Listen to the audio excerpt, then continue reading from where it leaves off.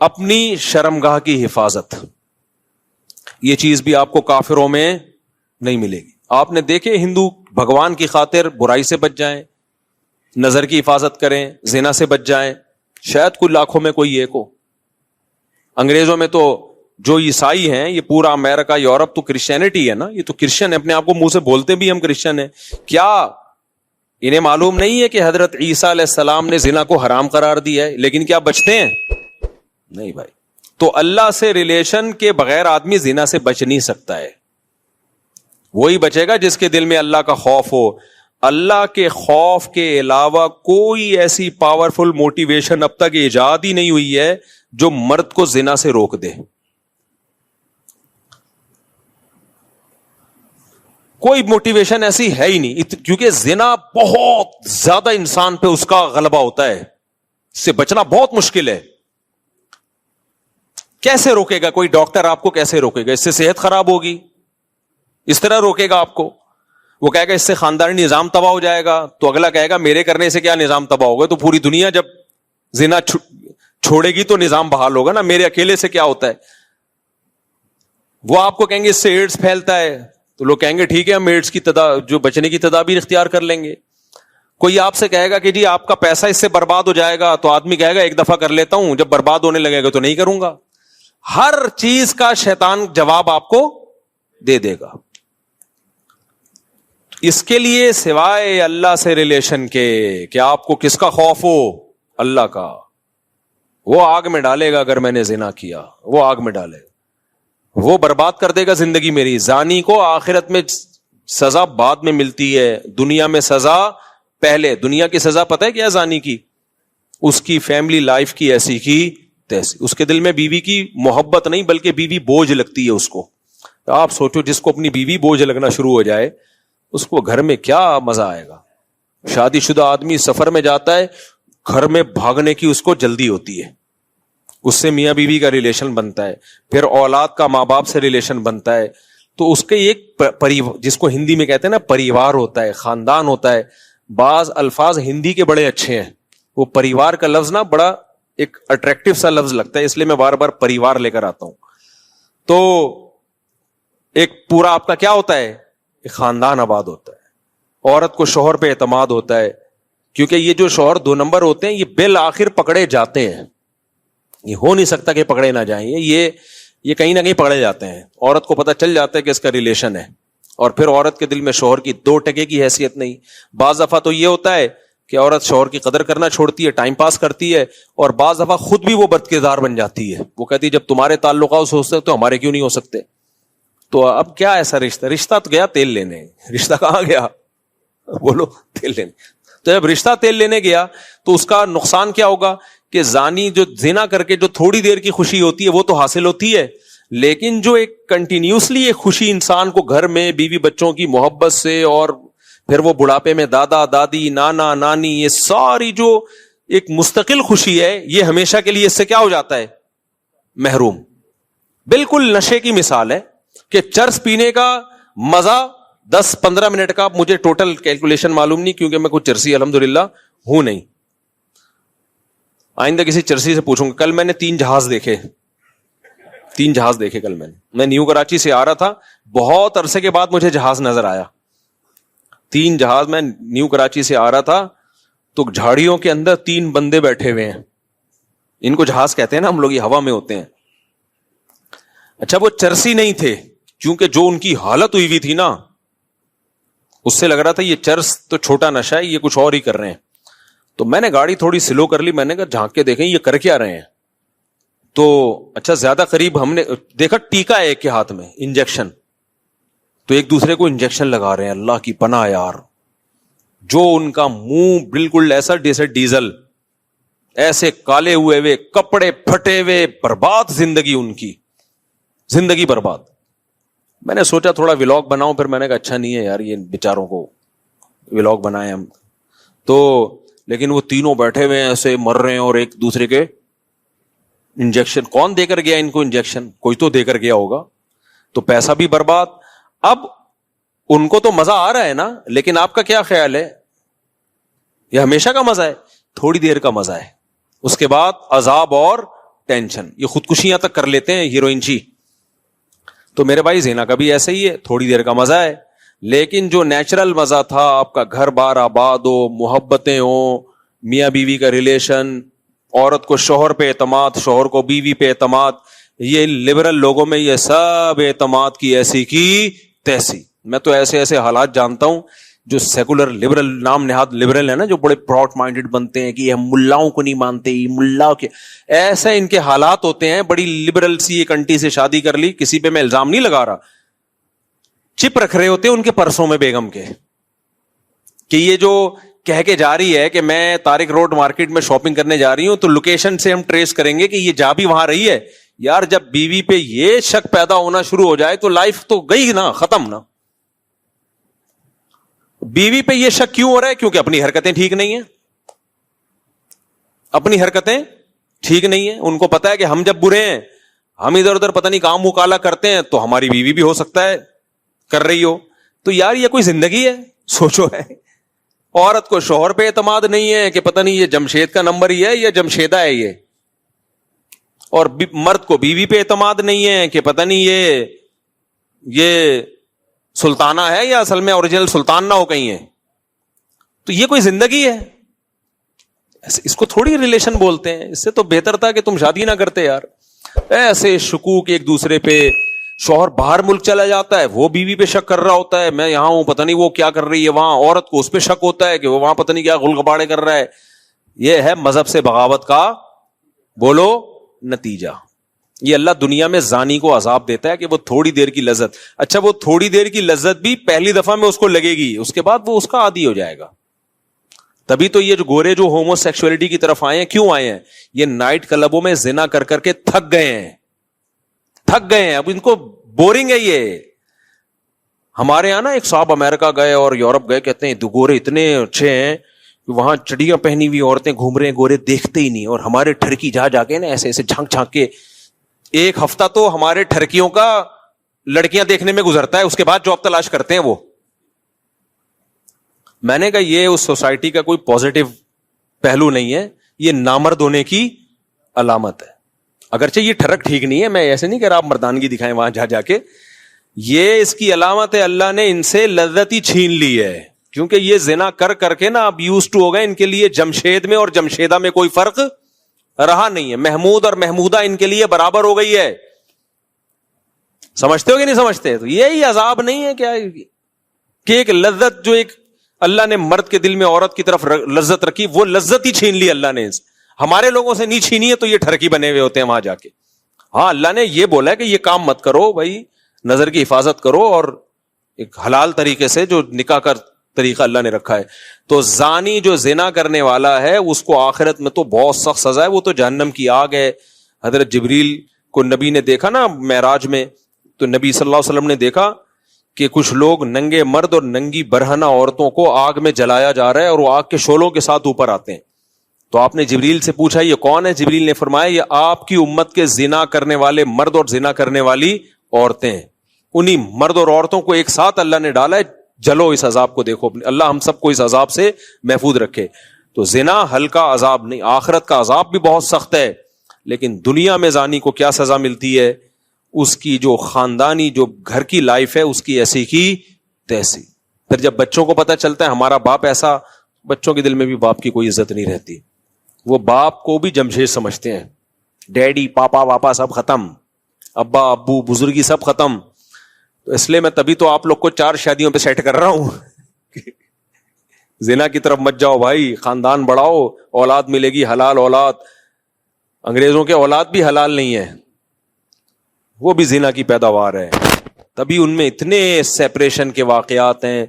میں نے گورے کا انٹرویو لیا کسی یورپ میں نے کہا آپ کے فادر کیا کر رہے ہیں؟ انہوں نے کہا فادر پتہ نہیں کدھر ہے. اپنے پھر فادر کو گالیاں دینے لگا وہ. میں نے کہا یار اسٹائل ہے بھائی. تو کیونکہ وہ فادر جو تھا نا وہ اس کی ماں کو چھوڑ کر کہیں اور منہ کالا کرنا شروع کر دیا تھا اس نے, پھر اس کو چھوڑ کے کہیں اور منہ کالا کرنا شروع کر دیا. تو اولاد کو ایسے فادر سے محبت ہوگی؟ کہاں ہوگی محبت. تو خیر, تو اس لیے اللہ نے کیا فرمایا کہ جو ایمان والے لوگ ہیں الا علی ازواجہم او ما ملکت ایمانہم, باندیاں کا نظام ختم ہو گیا, اب صرف کیا ہے بھائی؟ الا علی ازواجہم، ایمان والا اپنی زوجہ کے علاوہ کہیں اور نہیں جاتا.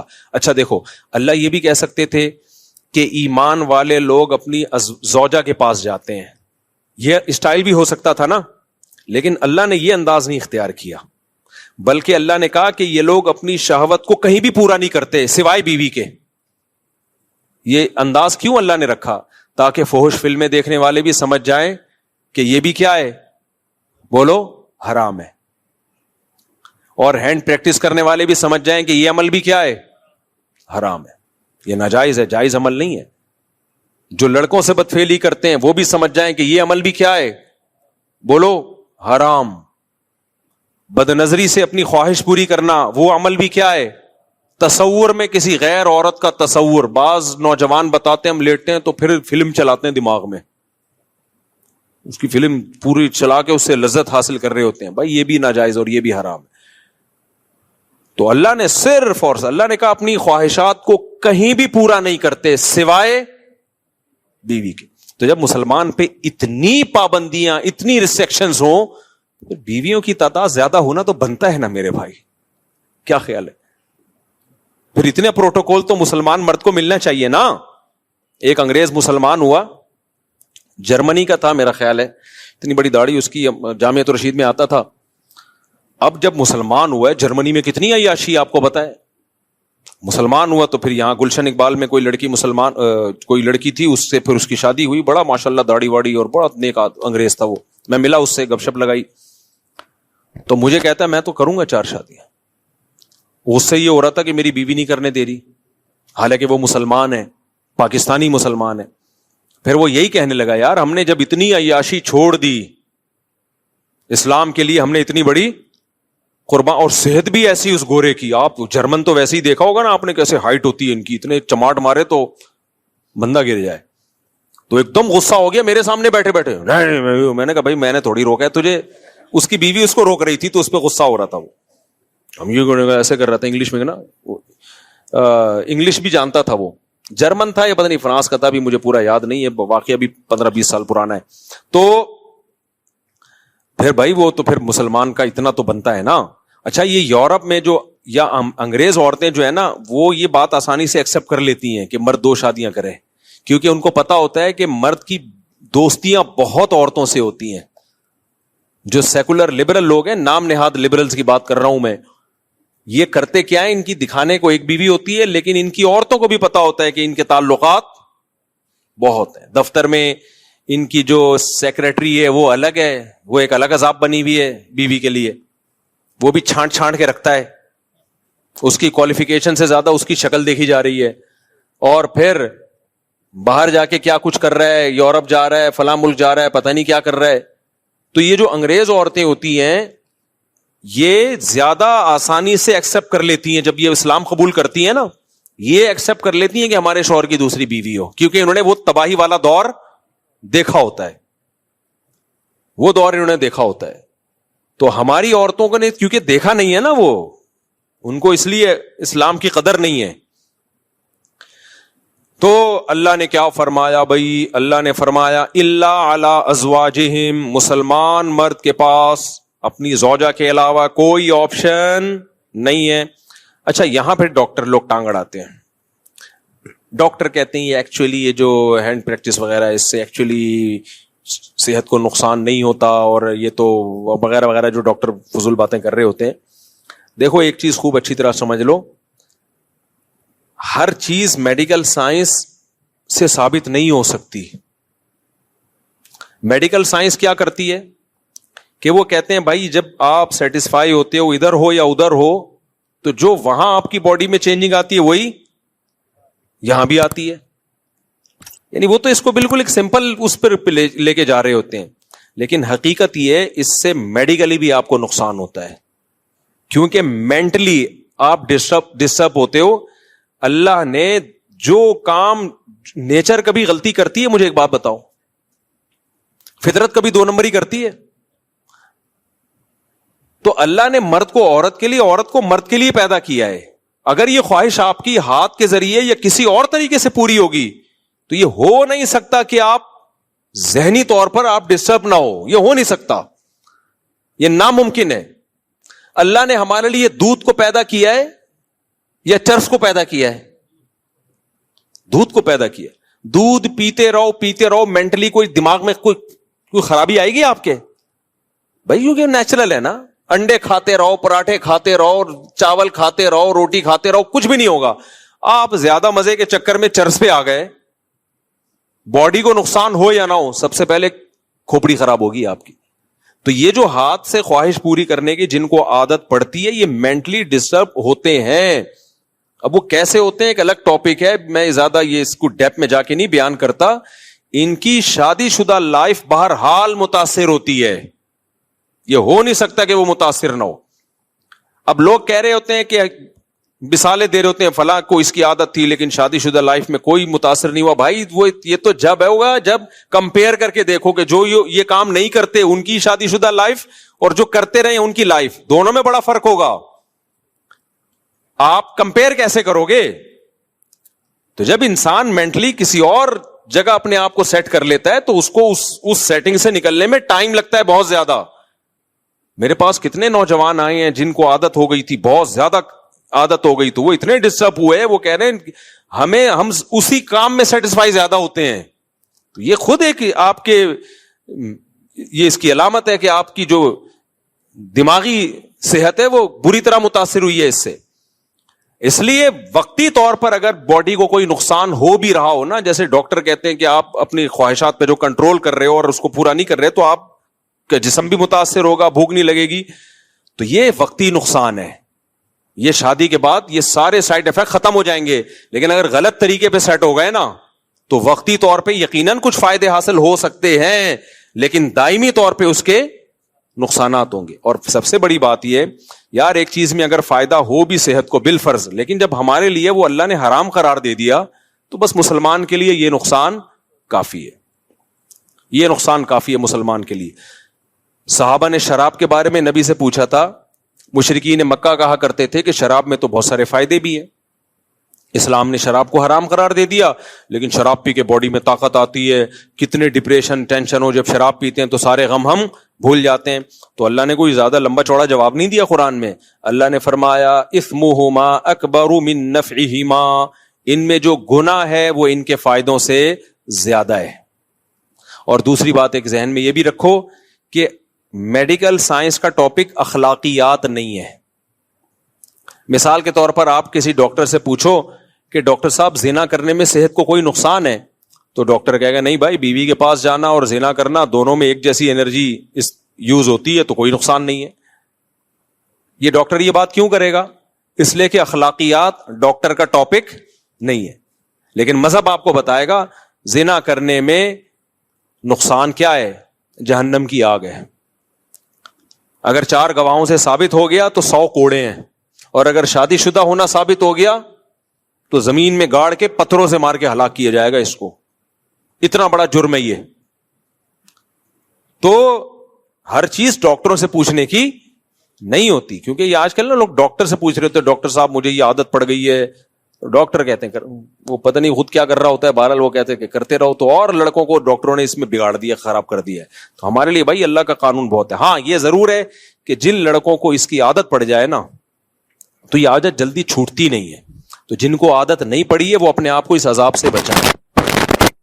اور میں گارنٹی سے کہتا ہوں کہ جب ان کی شادی ہوگی, نکاح ہوگا ان کا, وہ زیادہ اچھی لائف گزاریں گے, زیادہ اچھی لائف گزاریں گے. ایک تو وہ شادی کا انتظار کریں گے پاگلوں کی طرح, صحیح ہے نا, انتظار کریں گے وہ. تو وہ اپنے آپ کو بچائیں اس سے, یہ سوچ کے نہ کریں کہ ایک دفعہ کرنے میں کیا ہوتا ہے. جس نے اس برائی کو ایک دفعہ کیا وہ پھر پڑ گیا اس میں ہمیشہ کے لیے. تو بچائیں, جن کو عادت نہیں ہے وہ بچائیں اپنے آپ کو اس برائی سے, اور جن کو عادت پڑ گئی ہے وہ چھوڑنے کی کوشش کریں. اور یہ یقین کر لیں کہ چھوڑنے کی کوشش کریں گے تو انشاءاللہ یہ گناہ چھوٹ جائے گا. چھوٹا نہیں تو کم ہو جائے گا, کم نہیں تو شادی کے بعد چھوٹ جائے گا. لیکن اگر چھوڑنے کی کوشش نہیں کی نا تو پھر نہیں چھوٹتا یہ. تو اور چھوڑنے کی کوشش میں کیا ہے, کسی شیخ سے اصلاحی تعلق قائم کریں. حضرت فیروز میمن صاحب ہیں, شاہین اثر حضرت حکیم اختر صاحب کے خلفاء میں سے ہیں, جامع رشید میں مولانا قاسم صاحب ہیں. کسی اللہ والے سے اصلاحی تعلق قائم کریں, اپنے خیالات کو پاکیزہ کریں, اور جب بھی گناہ ہو اپنے آپ پر کوئی سزا رکھیں, کوئی روزے کی یا کوئی صدقہ وغیرہ کی سزا رکھیں, تو اس سے آہستہ آہستہ یہ گناہ بولو چھوٹ جاتا ہے. اور پھر بھی نہیں چھوٹ رہا تو مایوس نہ ہو, کوشش نہیں چھوڑنی ہے, کیونکہ اس کوشش کا پتہ ہے کیا فائدہ ہوگا. اگر آپ نے کوشش نہیں کی تو خوب سمجھ لو اس گناہ تک نہیں رہو گے, پھر اس سے ایک اسٹیپ آگے بڑھو گے. جو ہینڈ پریکٹس کرتے ہیں زنا کی طرف پھر وہی جاتے ہیں, کیونکہ ان کو اپنی خواہش پہ کنٹرول ہی نہیں ہوتا. اس کا سب سے بڑا عذاب ہی یہی ہے, کیونکہ وہ نا بار بار ان کے جذبات بھڑکتے ہیں. جو ایک دفعہ ہمت کر کے اس برائی کو چھوڑ دیں ان کے جذبات بھڑکتے ہی نہیں ہیں, وہ کنٹرول میں آ جاتے ہیں. یہ ایسا جرم ہے, کرو گے تو کرتے رہنے کی عادت پڑے گی. پھر ایک میرے پاس ایسے نوجوان آتے ہیں ایک دن میں 6-6, 7-7 دفعہ کر رہے ہوتے ہیں یہ برائی. تو آپ نے اگر چھوڑنے کی کوشش نہیں کی تو پہلی بات یہ گناہ بڑھتا چلا جائے گا. دوسری بات پھر اس گناہ تک رکو گے نہیں, یہ گناہ آپ کو فحش فلموں تک لے کر جائے گا, پھر فحش فلموں سے زنا تک لے کے جائے گا آپ کو. تو چھوڑنے کی کوشش میں کیا ہوگا فائدہ, یا تو چھوٹ جائے گی برائی ہمیشہ کے لیے, یا کم ہو جائے گی, یا کم از کم وہاں اسٹاپ لگ جائے گا, اس سے آگے نہیں جاؤ گے آپ. کیونکہ آپ لڑ رہے ہو شیطان سے تو شیطان بھی دفاعی پوزیشن میں آ جائے گا. نہیں آئی میرا خیال ہے بات. جب آپ شیطان سے لڑو گے نا, ایک ہوتا ہے اقدامی پوزیشن, بڑھ چڑھ کے حملے کرنا, ایک ہوتا ہے دفاعی پوزیشن, حملہ کوئی اور کر رہا ہے آپ صرف دفاع کر رہے ہو. تو اگر آپ نے ہتھیار ڈال دیے اور اس برائی سے بچنے کی کوشش بھی چھوڑ دی تو شیطان اقدامی پوزیشن میں آئے گا, وہ بڑھ چڑھ کے آپ پہ حملے کرے گا. وہ کہے گا ابھی یہ کر رہے ہو, اب اس سے آگے جاؤ, اب اس سے آگے جاؤ, اب اس سے آگے جاؤ, زنا کروا کے چھوڑے گا وہ. لیکن اگر آپ چھوڑنے کی کوشش میں لگ گئے, یا تو آپ شیطان سے جیت جاؤ گے, چھوٹ جائے گی برائی. نہیں جیتے تو کم از کم اتنا ہوگا کہ شیطان کو دفاعی پوزیشن میں لے آؤ گے. شیطان کہے گا ٹھیک ہے میں بڑھ چڑھ کے حملے تو نہیں کر رہا, لیکن تجھے یہاں تک روکوں گا میں, کم از کم یہ کرتا رہا, اس سے آگے بڑھنے پہ نہیں آئے گا وہ. آپ لوگ کو سمجھ میں نہیں آ رہا, رہنے دو. اس لیے خلاصہ یہ نکلا کہ جب بھی کسی نوجوان سے یہ گناہ ہو وہ عزم کرے میں اپنے آپ کو سزا دوں گا. سزا کچھ بھی ہو سکتی ہے, وہ خود فیصلہ کرے. صدقہ کروں گا کچھ پیسے, یا روزہ رکھوں گا, یا اتنے نوافل پڑھوں گا, یا صبح کا ناشتہ گول کر دوں گا, یا اس دن کھانا نہیں کھاؤں گا. کچھ نہ کچھ سزا دے. شروع میں ہلکی سزا دے, بہت زیادہ سزا نہ دے. تو آہستہ آہستہ آہستہ, اور پھر اللہ سے دعا بھی مانگے, 2 رکعت پڑھ کے توبہ بھی کیا کرے, تو آہستہ آہستہ یہ گناہ انشاءاللہ چھوڑ جائے گا. سمجھتے ہو کہ نہیں سمجھتے؟ تو اللہ نے کیا فرمایا, اللہ علی ازواجہم, اللہ سے اگر ریلیشن مضبوط کرنا ہے تو نکاح کے علاوہ تمہارے پاس کوئی آپشن نہیں ہے. یہ اللہ کا حکم ہے. آگے ہم چلتے ہیں, آج میں نے یہ سورت ختم کرنی ہے. اللہ علی ازواجہم او ما ملکت ایمانہم فانہم غیر ملومین.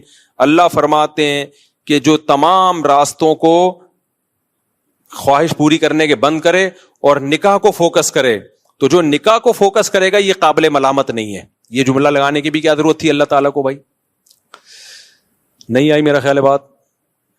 اللہ تعالیٰ نے اگر کسی چیز کو حلال کر دیا تو اللہ کے لیے اتنا کہنا کافی ہے نا کہ یہ حلال ہے تمہارے لیے, کہ بھائی بیوی کے پاس جا سکتے ہو, کافی ہے نا یہ.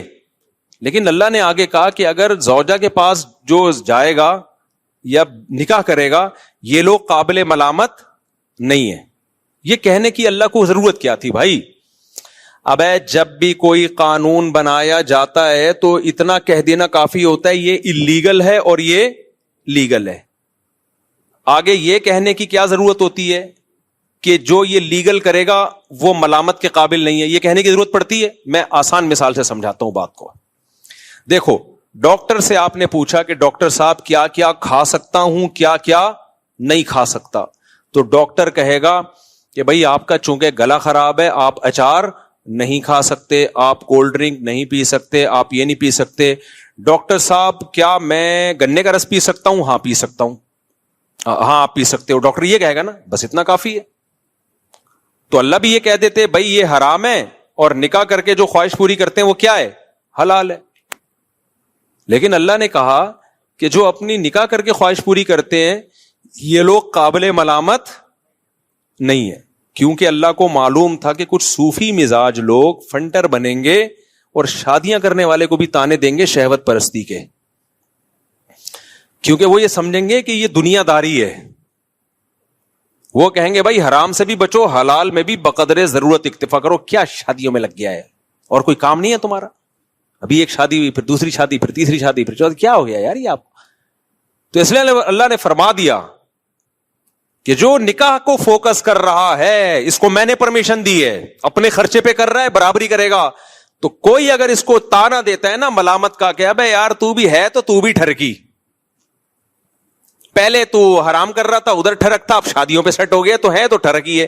نا نا نا نا، اللہ کہتے ہیں یہ میری طرف سے اس کی پرمیشن ہے، لہذا اس کو ٹھرکی کہنے کی کسی کو اجازت.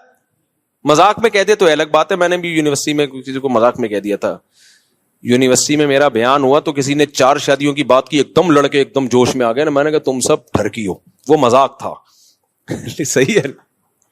تو کیونکہ میرا ویسے کچھ نہیں ہوا رسپانس آ رہا، جیسی یہ بات ہوئی ایک دم سب.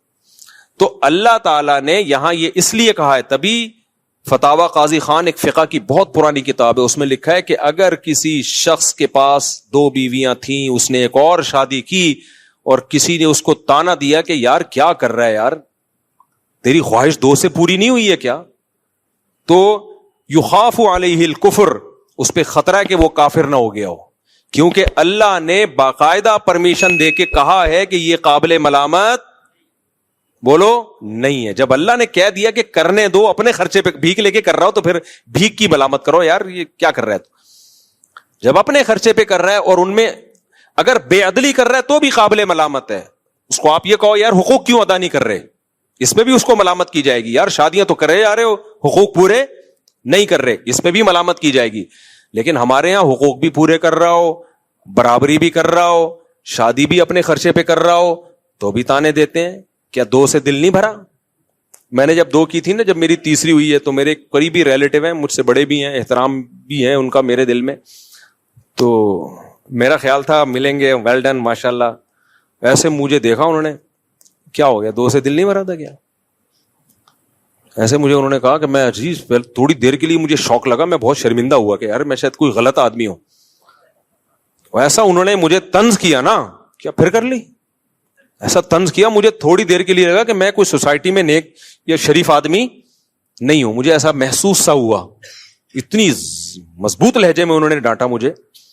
تو پھر میں نے سوچا یار اللہ نے کہا فَإِنَّهُمْ غَيْرُ مَلُومِينَ، اللہ کہہ رہے ہیں، اللہ تھپکی دے رہے ہیں، کوئی بات نہیں، کوئی بات نہیں، ٹھیک کیا، کوئی مسئلہ نہیں ہے، حقوق پورے کر رہے ہو تو کیا کیا ہے، ٹھیک کیا ہے. تو یہ میں نہیں کہہ رہا میرے بھائی، یہ اللہ کہہ رہا ہے کہ اگر کوئی شادی کر رہا ہے اپنے خرچے پہ کر رہا ہے، لڑکی والوں کو دھوکہ بھی نہیں دے رہا، اس میں پہلی والیوں کے ساتھ برابر کا سلوک بھی کر رہا ہے، اور تیسری کو گھر بھی الگ لے کے دے رہا ہے، اسی کے ساتھ ٹھونس نہیں رہا پہلی کے ساتھ، کیونکہ یہ سب چیزیں لوگ خیال نہیں کر رہے ہوتے، ادھر ہی ٹھونس دیتے ہیں. راتوں گزارنے میں بھی برابری کر رہا ہے اور حقوق بھی پورے کر رہا ہے. تو اللہ کہہ رہے ہیں کوئی بات نہیں، تمہیں تیسری پہ تانا مل رہا ہے، میری طرف سے تمہیں اجازت ہے چوتھی بھی کر سکتے ہو.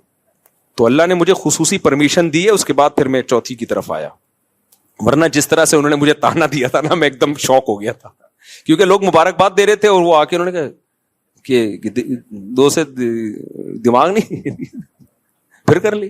تو اب تو خاندان کے بڑے تھے وہ، تو ان کی بات کو میں سیریس بھی لیتا تھا، تو اس لیے میں تو شوق میں چلا گیا تھوڑی دیر. پھر میں نے سوچا یار میں اتنا لوگوں کو موٹیویٹ کرتا ہوں، جب میں شوق میں چلا گیا تو جو ایک عام آدمی ہے جس کے پاس اتنے دلائل نہیں ہیں، اس کی تو بیزارے کو سوسائٹی میں منہ دکھانے کے قابل نہیں رہتا ہوگا وہ، اس کو تو لوگ تانے دے دے کے مار دیں گے اس کو. تو اس لیے پھر مجھے ڈھیٹ بننا پڑا. تو یہ قرآن کی آیت کو میں اس لیے ایکسپلین کر رہا ہوں کہ بھائی حلال اگر کوئی کر رہا ہے تو وہ قابل ملامت نہیں ہے. اور اسی سے اور بھی آگے چلو، یہ ہر حلال کے بارے میں، اگر کوئی اپنے خرچے پہ نلی نہاری کھا رہا ہے، اس میں مغز ڈال رہا ہے اور اس میں نیمبو نچوڑ کے مزے کا بنا رہا ہے، حرام ہے حلال ہے، حلال ہے، اس کو بھی تانا دینا نہیں بنتا. حلال ہے بھائی، چوری کے پیسوں سے تھوڑی کھا رہا ہے. اگر کوئی اپنے پیسوں سے لگژری گھر بنائے، ایئر کنڈیشن لگائے، لان بنائے، اس میں اللہ نے اس کو پیسہ دیا، سوئمنگ پول بھی بنا لے، تو چاہے یہ کام مفتی کرے، مولوی کرے، عامی آدمی کرے، قابل ملامت نہیں. ہاں جب چندے کے پیسوں سے کر رہا ہو، حرام کر رہا ہو، وہ تو پھر تو کوئی بھی کرے ناجائز ہے. اگر کسی کا اپنا بزنس ہے میرے بھائی، اللہ نے اس کو دولت دی ہے، وہ کرے. کچھ لوگوں کو اس پہ اعتراض ہوتا ہے یہ بزنس کلاس میں مولانا لوگ سفر کیوں کرتے ہیں. بھائی اگر اپنے پیسوں سے بزنس کلاس میں سفر کر رہا ہے تو اللہ نے پیسہ دیا خرچ کرنے کے لیے، بچانے کے لیے نہیں دیا، تو قابل ملامت نہیں ہے, یا کسی نے اس کو انوائٹ کیا اور اس نے مہمان کے اکرام میں بزنس کلاس کا ٹکٹ کرا دیا, تو بھی قابل ملامت نہیں ہے. یہ لوگ ملامتیں کر رہے ہوتے ہیں جیلس ہو کے کر رہے ہوتے ہیں. دیکھو اللہ نے, ہاں یہاں لوگ ایک سوال کرتے ہیں, ہمارے نبی کی زندگی تو اتنی سادہ تھی, آپ تو گدھے پہ سواری فرمایا کرتے تھے, آپ صلی اللہ علیہ وسلم کا تو گھر اتنا سادہ تھا. اس کا جواب میں دے چکا ہوں کہ ہمارے نبی کی طبیعت اللہ نے ایسی بنائی تھی کہ آپ کو دنیا کی طرف طبعی رغبت تھی نہیں. تو جس کی طبیعت ہی ایسی ہو تو وہ نہ کرے, لیکن نارمل لوگوں کی طبیعت ایسی نہیں ہوتی. ہمارے پاس سلیمان علیہ السلام کی مثال ہے نا, حضرت سلیمان علیہ السلام بھی تو اللہ کے پیغمبر تھے, حضرت عثمان بھی تو اللہ کے نبی کے چہیتے صحابی تھے. آپ کی تو بڑی زبردست لائف تھی, بے تحاشا دولت تھی حضرت عثمان کے پاس. 400 اونٹ حضرت عثمان کے ایک ٹائم پہ مدینہ میں تجارتی مال لے کے آتے تھے. مدینہ کی زمین ہلتی تھی, پتہ چلتا تھا کسی تاجر کا مال آ رہا ہے. اتنا پیسہ اللہ نے دیا تھا حضرت عثمان کو. تو ہمارے پاس مثالیں ملتی ہیں پیسے والوں کی بھی اور پیسے نہ والوں کی بھی. تو غربت میں آپ غربت پہ راضی رہیں. دولت, میرے شیخ جو حضرت مفتی رشید احمد صاحب تھے, تہجد میں 5 پارے پڑھنے کا معمول, اور اتنا اللہ کا خوف تھا. جو پرانے لوگ ہیں جانتے ہیں کتنے بڑے پرہیزگار تھے, اور دنیا کی محبت زیرو تھی, لیکن لائف لگژری تھی بھائی ان کی. لائف کیا تھی؟ پگڑی اتنی مہنگی پہنتے تھے, کرتا ایسا سفید چمکتا ہوا, بہت مہنگا کرتا تھا. گھڑی 1985 میں 60,000 کی گھڑی لی تھی انہوں نے. اس وقت 60,000, آج سوچ لو کتنے لاکھ کی پلاٹینم کی گھڑی تھی, بہترین. وہ ان کی لگژری. گاڑی ایسی تھی کویت کے شہزادے سے خریدی تھی. سوچ لو کیا گاڑی ہوگی. ہم جب گاڑی میں بیٹھتے تھے کبھی کبھار ہمارا دل ہی نہیں کرتا تھا, ہم کیونکہ رکشے سے آتے تھے مدرسے, اور ان کی کبھی گاڑی میں بیٹھے تو اترنے کا دل نہیں کرتا تھا. تو لیکن دنیا کی محبت الگ چیز ہے, دنیا کی نعمتوں کا استعمال کرنا الگ چیز ہے. میرے کو خوراک بھی ان کی خاندانی تھی. خوراک میں سیب, بادام, انڈے, یہ ان کی خوراک تھی. اب اگر کوئی اور ان کے بارے میں مجھے یہ بتاتا تو میں سوچتا شاید وہ بزرگ نہیں تھے, دنیا پرست تھے. لیکن ہم نے تو بھائی ان کی صحبت میں کئی سال گزارے ہیں. ہم کہتے ہیں اگر وہ بھی بزرگ نہیں تھے نا, اللہ والے نہیں تھے, پھر تو اللہ والے مارکیٹ سے کیا ہو گئے ہیں, شارٹ ہو گئے. کیونکہ ہمیں پتا تھا کہ یار ان کے دل میں دنیا کی محبت, سخاوت اتنی تھی, اتنی اپنے اوپر بھی لگا رہے ہیں اور غریبوں پہ خرچ بھی کر رہے ہیں. حضرت کے پاس جو پیسہ آتا تھا نا زمینوں سے, ایسے نوٹوں کی گڈیاں میں اس پہ رکھی ہوتی تھیں. اپنے گھر کا خرچہ نکالا, اس میں یہی انڈے, پراٹھے اور یہ سب چیزیں. پراٹھے نہیں کھاتے تھے, یہ خوراک بھی بڑی انہوں نے خاندانی رکھی ہوئی تھی, گوشت کے اور یہ سب چیزوں کا خرچہ نکالا, باقی سارا فی سبیل اللہ صدقہ. اب دیکھنے والا ان کا صدقہ تو دیکھ نہیں رہا ہوتا تھا. نئے لوگ آتے نا بدگمان ہو جاتے, یار یہ کیسے بزرگ ہیں, اتنی مہنگی گھڑی ہے, اتنے مہنگے جوتے ہیں ان کے, گاڑی ایسی شاہانہ, اور ایک فلور اوپر جانے کے لیے بھی لفٹ لگائی ہوئی ہے. کیونکہ جب ایج زیادہ ہو گئی تھی تو اوپر جانا مشکل ہو گیا تو لفٹ لگوا لی تھی. اور جب کمرے میں جاتے تو بے ہوش ہو جاتے. ان کا کمرہ دیکھ کے, ایسا خوبصورت کمرہ, دل ہی نہیں کرتا تھا نکل. ہم جاتے تھے صفائی کے لیے تو ہم کہتے تھے کہاں سے صفائی شروع کرے بھائی. یعنی ہمارے گھروں سے وہ اتنے زیادہ صاف ہوتے تھے, ہمارے گھر صاف ہو کے اتنے اچھے نہیں ہوتے تھے جتنے ان کے میلے ہو کے ہوتے تھے اچھے. تو ایسا ان کے گھر میں صفائی کا ماحول. حضرت کہتے تھے میرا جو مصلی ہے وہ میلا ہونے سے پہلے دھلتا ہے, میرے کپڑے میلے ہونے سے پہلے دھلتے ہیں. ہمارے گھر میں دھلائی گھر کے گندا ہونے سے پہلے, گھر کے بستر کی چادریں میلی ہونے سے پہلے دھلتی ہیں. ہم کہتے تھے بھائی یہ کیا ہے, اس کی لاجک سمجھ میں نہیں آئی. فرماتے تھے اگر میلا ہونے کے بعد دھلیں تو میل تو دیکھ لیا نا گھر میں. آپ لوگ سے بہت دیکھو, یہ اوپر کی باتیں یہ سمجھ میں نہیں آئیں گی, ہمیں بھی نہیں آتی تھی سمجھ میں. حضرت کہتے تھے کپڑے اگر میلے ہو گئے تو میل تو دیکھ لیا نا. صفائی اس کو تھوڑی کہتے ہیں میل نظر آ رہا ہے, صفائی کہتے ہیں میل نظر آنے سے پہلے صاف ہو رہا ہے. تو حضرت کے گھر کی چادریں دھلتی تھیں. ایک ٹائم تھا کہ اتنے وقت کے بعد اب میلی ہونے کا خطرہ شروع ہو گیا ہے, لہذا اتنے ٹائم کے بعد چادریں دھلیں گی. حضرت کا جو مصلی تھا جہاں نماز پڑھتے تھے, ایسے نماز ایسے بالکل جیسے کوئی کھمبا کھڑا ہوا ہو نا, ایسے قد بھی ماشاءاللہ اونچا تھا. پنجابی تھے نا تو بڑے چودھری ٹائپ کے, ان کا حضرت کا مزاج بھی ایسا ہی تھا. تو وہ کپڑے میلے ہونے سے پہلے دھل رہے ہیں, ایسی صفائی اور خوشبوئیں, وہ بھائی ان کی خوراکیں. تو اگر کوئی مجھے ان کے بارے میں بتاتا اور میں نے ان کی صحبت میں خود ٹائم نہ گزارا ہوتا, میں کیا کہتا, فوراً فتویٰ لگا دیتا یہ دنیا پرست ہیں, معاذ اللہ عیاشی کر رہے ہیں. لیکن ہم نے ان کا اللہ سے تعلق دیکھا ہے, اسی کے بعد ہمیں اندازہ ہوا بھائی دنیا رکھ کے بھی اللہ والا بنا جا سکتا ہے, کو دیکھ کے اندازہ ہوا, اور انہوں نے ایک مثال قائم کی. تو اس لیے, اور اگر تم چاہتے ہو کہ نبی جیسی ہی زندگی ہو تو پھر تو میرے بھائی جو ہماری زندگی ہے, پھر تو غریب کی زندگی بھی بڑی لگژری ہے. پھر تو ایک کمرے کا چھوٹا سا کچا مٹی کا گھر بناؤ. پھر تو جن علماء کے پکے گھر ہیں نا, چاہے کرائے پہ ہوں, وہ بھی غلط کر رہے ہیں. پھر تو اکانومی کلاس میں سفر بھی غلط ہے. پھر تو پیدل جاؤ گدھے پہ بیٹھ کے, اور جو کی روٹی کھاؤ وہ بھی ایک ٹائم. اور گھر آپ کا اتنا چھوٹا ہو کہ آپ اگر نماز میں سجدہ کریں تو آپ کی زوجہ کو پاؤں سمیٹنے پڑے, اتنا چھوٹا گھر ہو, اور اس میں ایئر کنڈیشن کیا, پنکھا بھی نہ ہو. ہمارے نبی کے گھر میں پنکھا بھی بولو نہیں تھا, اور ایک ہی پیالہ تھا, اسی میں کھانا, اسی میں پانی, اسی میں دودھ. تو اتنی سادگی آج کون افورڈ کر سکتا ہے؟ تو تم اپنے مولاناؤں کو مشورے وہ دیا کرو جو خود افورڈ کر سکو. ایک واقعہ سنا کے بات کو سمیٹتا ہوں. ایک دفعہ ہارون رشید کے دور میں ہارون رشید گھوڑے پہ جا رہا تھا, بڑی زبردست شاہی سواری. تو ایک شخص آیا, اس نے ہارون رشید کے گھوڑے کی لگام پکڑی, یا لوگوں کو گارڈ وارڈ کو اس کو بولا مجھے ہارون رشید سے ایک سوال پوچھنے دو خالی. گارڈوں نے اجازت دے دی. وہ آیا ہارون رشید سے کہنے لگا بتا تو زیادہ بہتر ہے یا عمر بن خطاب بہتر تھے؟ ہارون رشید نے کہا یار عمر بن خطاب تو وہ عمر بن خطاب تھے بھائی, وہ زیادہ بہتر تھے. تو اس شخص نے کہا عمر بن خطاب کے کپڑوں پہ پیوند لگے ہوتے تھے, وہ گدھے کی سواری کرتے تھے, گھر میں روٹی نہیں تھی, کوئی یہ پورا پروٹوکول نہیں تھا, اور تو ان سے 1000 گنا کمتر ہے. اپنی سواری, اپنا لباس دیکھ اور اپنی لگژری لائف دیکھ, تجھے شرم نہیں آتی؟ وہ ہارون رشید نے بڑا خاندانی جواب دیا. ہمارے استاذ یہ جواب اپنے الفاظ میں بیان کرتے تھے. پہلے میں ہارون رشید کے اپنے الفاظ بتا دوں, پھر ہمارے استاذ کے الفاظ بتاؤں. ہارون رشید نے کہا کہ حضرت عمر کی حکومت تھی ابو ہریرہ پر رضی اللہ عنہ اور بلال حبشی پہ. اگر حضرت عمر کے کپڑوں پہ 10 پیوند ہیں تو ابو ہریرہ کے کپڑوں پہ 15 پیوند ہوں گے, ٹھیک ہے نا.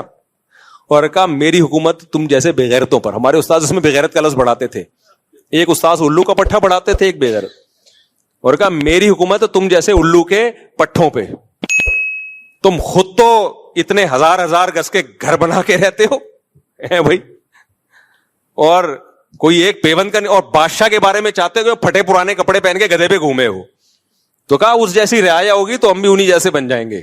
تو وہ چپ ہو کے چلا گیا پتلی گلی سے.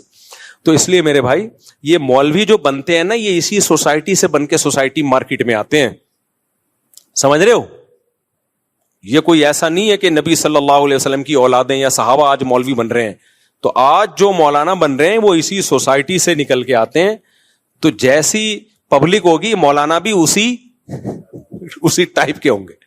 تم خود کباب پراٹھے کھاؤ اور جاوید نہاریوں میں انگلیاں ڈبو ڈبو کے کھاؤ, اس میں نیمبو بھی نچوڑو, اور مولوی کو بولو کہ یہ دال کھائے گا, میں تو یہ برداشت نہیں کروں گا بھی کسی قیمت پہ. ہم تو کسی قیمت پہ, ہم جب مولوی ہیں بھائی ہم بھی ڈبو اپنے خرچے پہ کھا رہے ہیں نا, تو ہم بھی نیمبو بھی نچوڑیں گے, اس میں نلی بھی ڈالیں گے. میں جب نہاری تیار کرواتا ہوں تو آپ دوستوں سے پوچھ لو, میں بولتا نلی الگ سے ڈال اس میں, اور مغز الگ سے ڈال, اور گریوی شروع میں ہی لے آ, گریوی شروع میں ہی لے. تو اس لیے بھائی یہ مولانا بھی اسی سوسائٹی کی پیداوار ہیں. ان کو بیچاروں کو اتنے مصیبت کا مکلف کیوں بنا رہے ہو؟ ان کو بھی جینے کا حق دو, حرام نہ ہو بھائی. یہ نہیں کہ اب وہ سیٹنگیں بھی شروع ہو رہی ہیں اور چندے کا پیسہ کوئی کھانا شروع کر دے, نا, اس میں تو مولوی ڈبل مجرم ہوگا. ایک عام آدمی چوری کرتا ہے, ایک درجے کا مجرم. کوئی مولوی اگر چندے کے پیسے سے گھر بنا رہا ہے اور اپنا ذاتی گھر, یا وہ کرپشن کر رہا ہے, اس کی سزا اس کو پکڑو ضرور, اس کو نہیں چھوڑو. اس کو تو میں لوگوں کو کہتا ہوں نہیں چھوڑو. یہ نہ دیکھو یہ مولوی کیا کھا رہا ہے کیا پہن رہا ہے, یا بھائی اس کی پرسنل لائف ہے, کھانے دو, اس کے بچوں کو بھی خود بھی اچھا کھانے دو, اچھا پہننے دو. لیکن میرے بھائی اگر مسجد میں کوئی مولانا یا مدرسے میں کوئی کرپشن کر رہا ہے, آپ اس سے پوچھ رہے ہیں یہ گاڑی آپ نے کہاں سے لی, وہ جواب ہی نہیں دے پا رہا اس کا. حضرت آپ کی تو اتنی آمدن ہے نہیں, تو کسی نے ہدیہ دیا ہے آپ کو, تو ذرا بتا دیں کون ہے جو اتنا بڑا دل کر کے پوری گاڑی ہدیہ دے دی, گفٹ دے دی, کون ہے؟ تو یہ انتظامیہ کا فرض بنتا ہے وہ پوچھے اور اگر وہ اس کو واضح نہ کر سکے تو بھائی اس کا مطلب یہ 2 نمبری ہو رہی ہے. پھر کیا ہوتا ہے, پھر میں بتاتا رہتا ہوں, پھر آپ اس مولانا سے پوچھتے ہیں یہ چندے کے پیسوں کا, وہ پھر پتہ ہے کیا جواب دیتے ہیں, علماء کا احترام.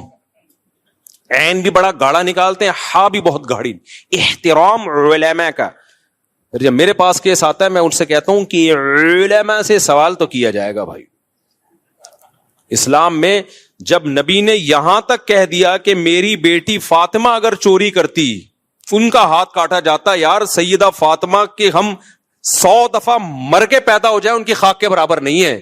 اتنی بڑی بات پیغمبر نے کہہ دی کہ اگر فاطمہ بنت محمد صلی اللہ علیہ وسلم چوری کرتی ان کا بھی ہاتھ کاٹتا. اب کیا رہ گیا بھائی؟ تو پیسوں کے لین دین میں, مالی معاملات میں, کیریکٹر میں بھائی یہ معافی کے قابل نہیں ہے. جو اس میں عالم ہو, مفتی ہو, کچھ بھی ہو. تبھی ہماری مسجد کا سارا مالیاتی شعبہ میں نے اپنے ہاتھ میں رکھا ہی نہیں ہے, وہ خزانچی کو دیا ہوا ہے, اور وہ بھی یہاں کے پرانے بزرگ ہیں, ان سے حساب لیتا رہتا ہوں میں. لیکن یہ کہ وہ تاکہ کوئی مجھ پہ انگلی نہ اٹھائے. اور جو ابھی ہم نے مفتی طارق مسعود فاؤنڈیشن بنائی ہے نا, اس کا پیسہ بھی ایک آدمی کے ہاتھ میں نہیں رکھا. میں چاہتا سارا آ رہا ہے میرے اکاؤنٹ میں, اپنے پاس رکھتا میں. بدگمانیاں ہوتی, انگلیاں اٹھتی. بھائی ایک آدمی نہیں ہے, پوری ایک ٹیم بنا دی ہے کہ سب کے صلح مشورے سے یہ پیسہ خرچ ہوگا, اور ایک آدمی کی انڈیویجول رائے اس میں نہیں چلے گی.